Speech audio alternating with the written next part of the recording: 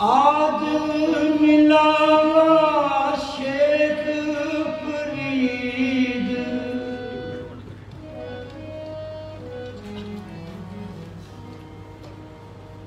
टाके मुंजड़ियां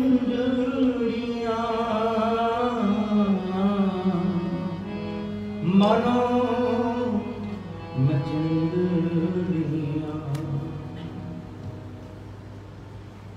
सम्मानयोग सत्संगियों, फरीद साहब का एक वचन है, बहुत ही प्यारा है। भाई साहब भाई इंद्रपाल सिंह जी पिछले 2 दिन तो मन की गल कर रहे हैं,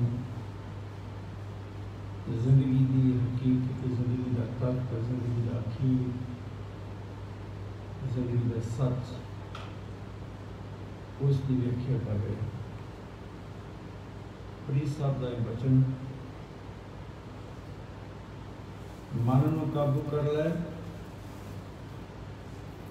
अज ही परमात्मा को मिल पाएगा, इसी जन्म में मिल जाएगा, इसी जगह पर मिल जाएगा। ध्यान रखना वचन में, बहुत प्यारा वचन है फरीद साहब जी का। शब्द थोड़ा सा लंबा है, सुरत को शब्द में रखोगे तो लंबा शब्द भी छोटा लगेगा, बोर नहीं होगा। गुरु बख्शिश।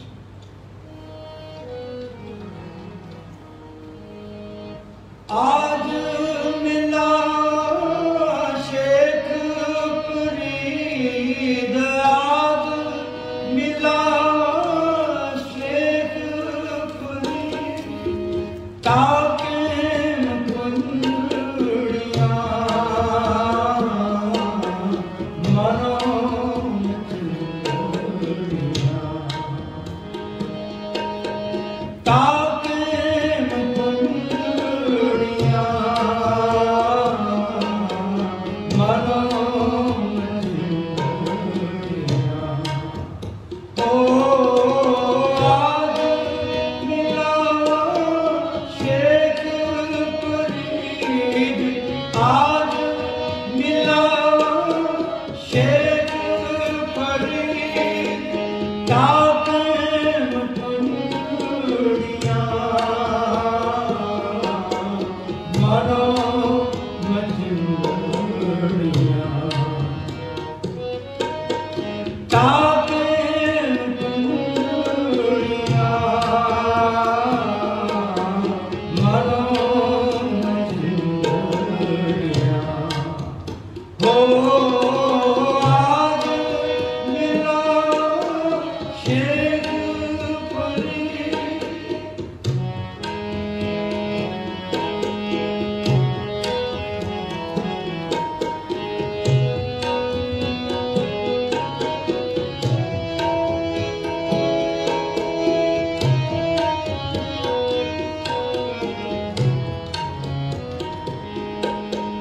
बोले शेख फरीद, बोले शेख फरीद, प्यारे अल्लाह लगे, एक तन होसी खाक,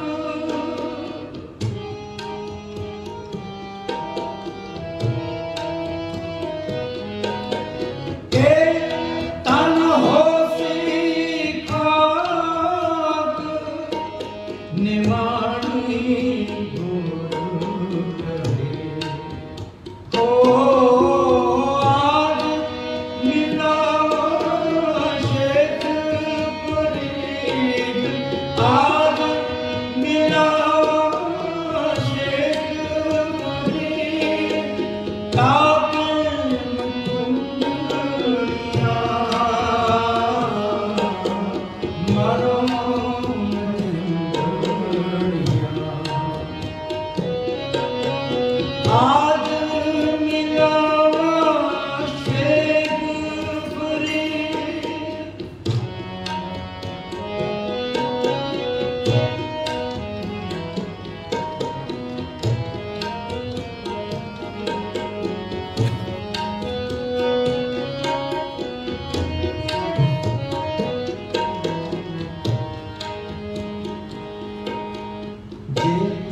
जाना मर जाए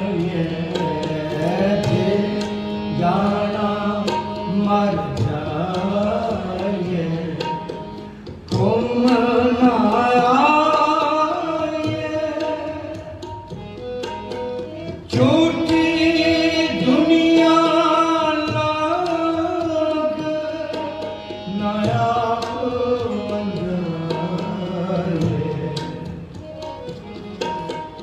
बोलिए सच धर्म बोलिए सच धर्म जी झूठ ना बोलिए जो गुरदसे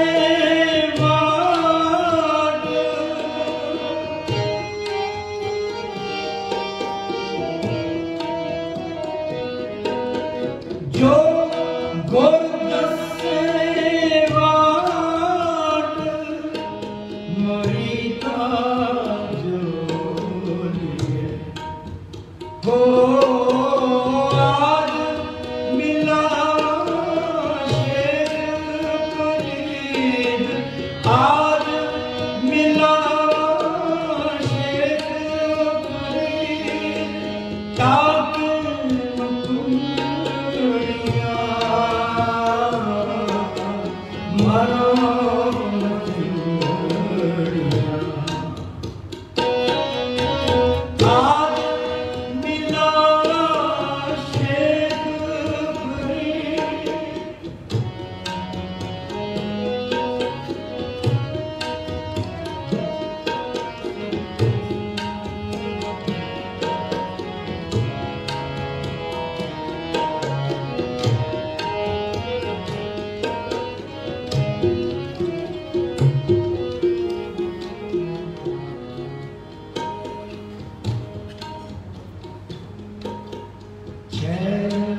लंघे पार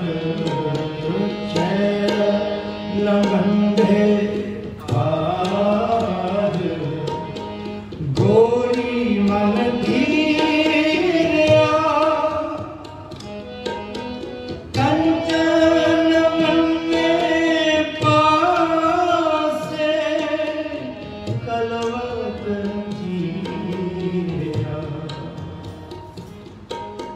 शेख हयाती जग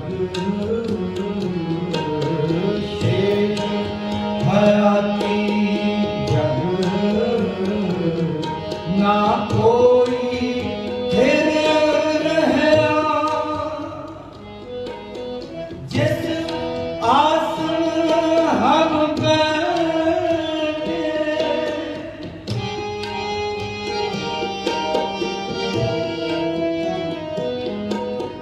जिस आसन हम बैठे किते धैर्य ओ आज मिला शेख फरीद आज मिला शेख फरीद ताक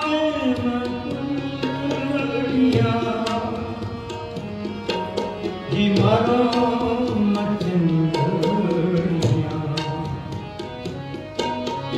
आज मिला शेख फरीद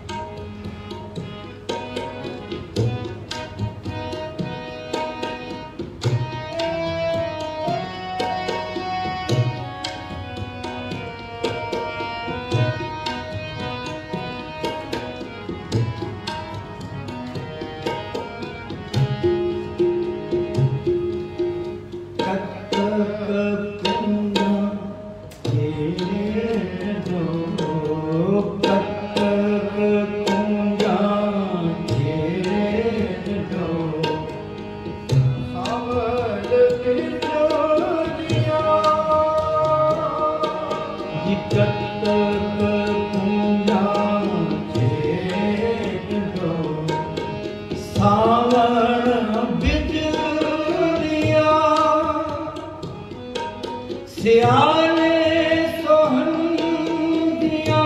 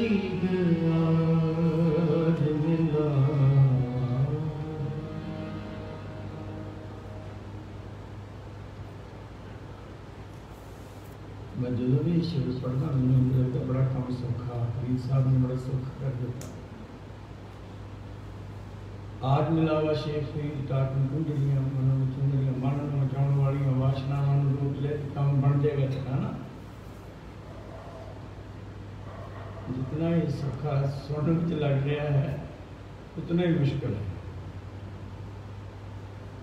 इन्हां कुंजां नूं रोकना किते सौखा है? बड़ा मुश्किल है। शायद कई जन्म लग जाए।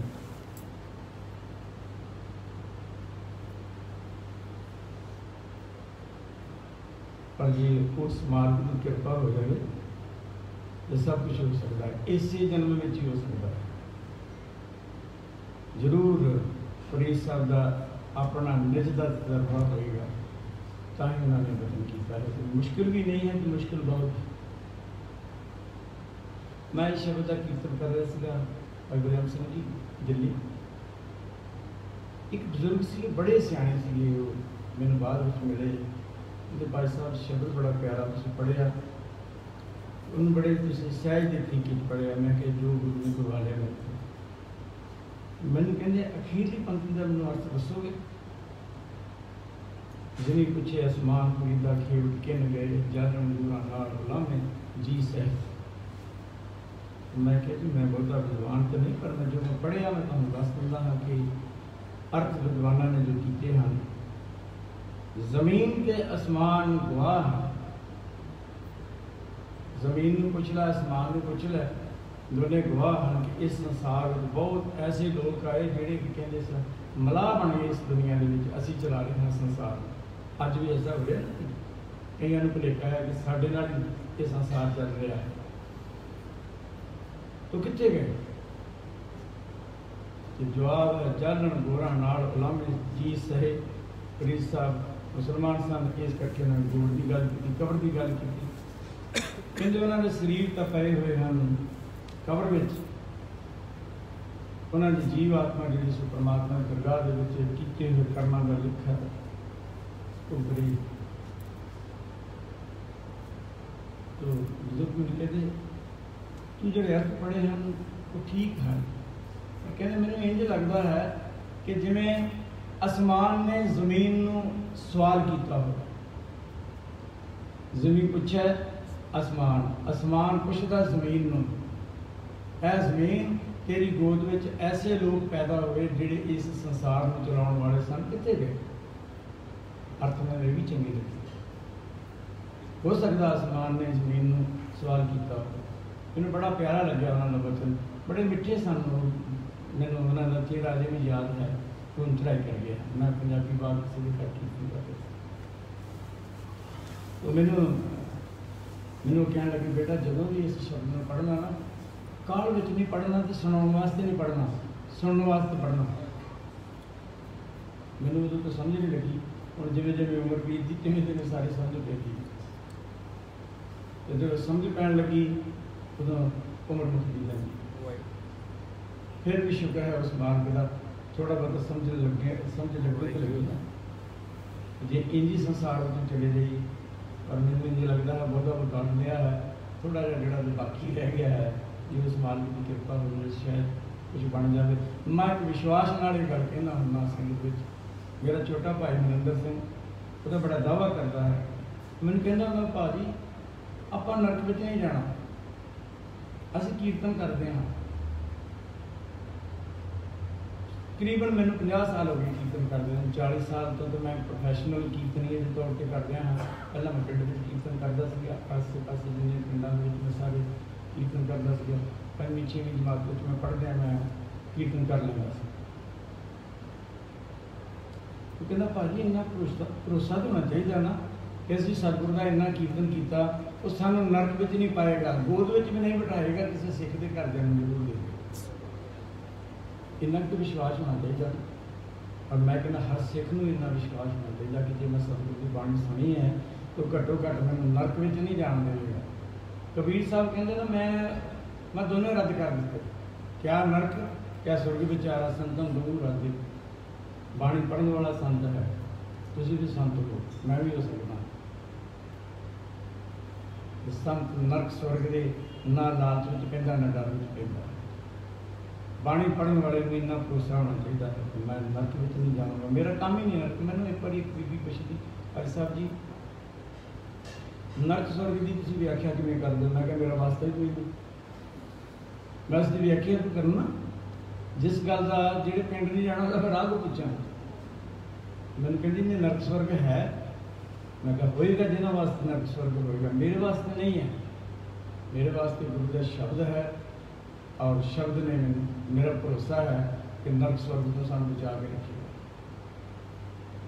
जे दोबारा जन्म देगा घट्टो घट्ट किसी सिख के घर देगा, किसी बाणी पढ़ने वाले के घर देगा। सतगुरु बख्शिश करे। शब्द बड़ा महंगा है, ये सुनने में जिन्ना सस्ता लग रहा है, सौखा लग रहा है, इन्ना सौखा नहीं, कमाना बड़ा मुश्किल है। फरीद साहब दावा करते हैं, आद मिलावा शेख फरीद टाकियां कुंजड़ियां मनो मचिंदड़ियां मन नूं मचाउण वालियां इन्हां कुंजां नूं रोक लै तो मिले क्या हो।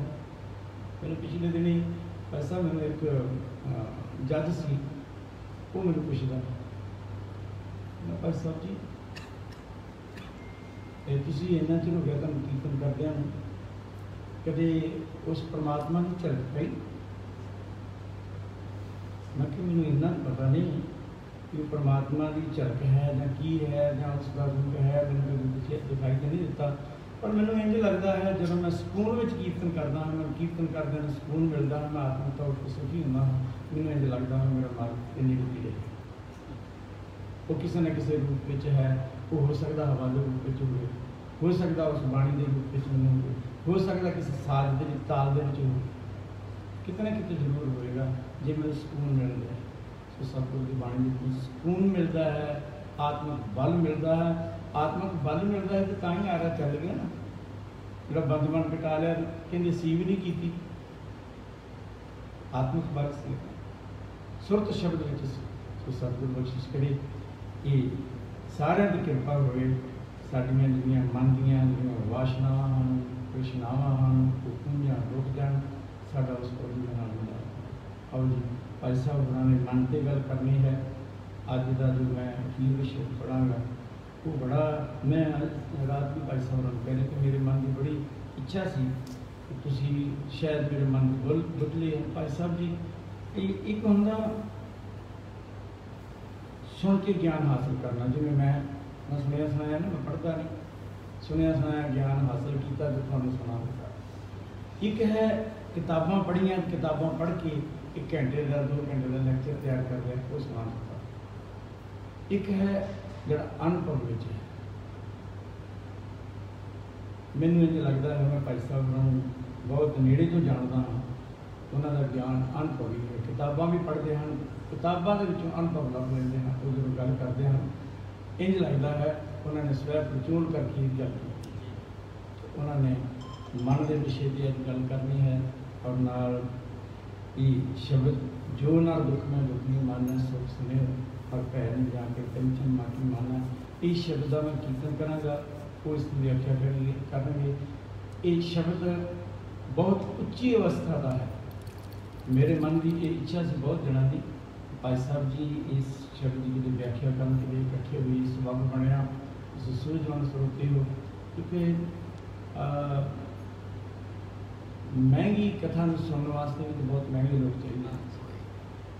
एक म्यार होंगे ना, और मैंने जो लगता है कि तुसी उस म्यार उस म्यार को समझ लो। भाई साहब जी शब्द शब्द की व्याख्या करेंगे, तो मैं मन के नाल संबंधित जो सानू सतगुरां ने संबोधन किया है, सानू उपदेश किया है, उसका मन मेरे सतगुरु के भाने चल निज कर रसा है, अमृत पीवे तां सुख लैं, महल एक शब्द में गायन करना है। मन पर बहुत जोर दिता सतगुरां की बाणी, मन में मोड़ रहे हैं जो बाहर ना जा, निज घर में अपने घर में बस। ये अपन सारे का तजर्बा है, असीं जिन्ने मर्जी महंगे होटलों में रह लीए, बड़े सुख से मिलणगे, आखिर सुकून आण के अपने घर में मिलता। तुसीं 2-4 दिन चंगे होटलों में रहो, चंगा चंगा खाण पीण नूं मिलण, अगे पिछे लोग तुरे फिरन, पर जदों तुसीं अपने घर आउंदे हो ना, अपने घर आउंदे हो, उस वेले समझ लो कि मैं अज ठीक मैं उड़े आया अपने घर आ गया। हूँ मैं दोस्तों को दसदा मैं अपने घर आ गया, थोड़ा जहा हम 2-4 दिन मैं चैन के नाल बैठा। गुरु साहब जी कहते बाहर ना फिर निज घर वसे, अमृत पीवे तां सुख लहे, लहे महल सुख तेनों अपने घर में मिलेगा, अपने घर में मिल के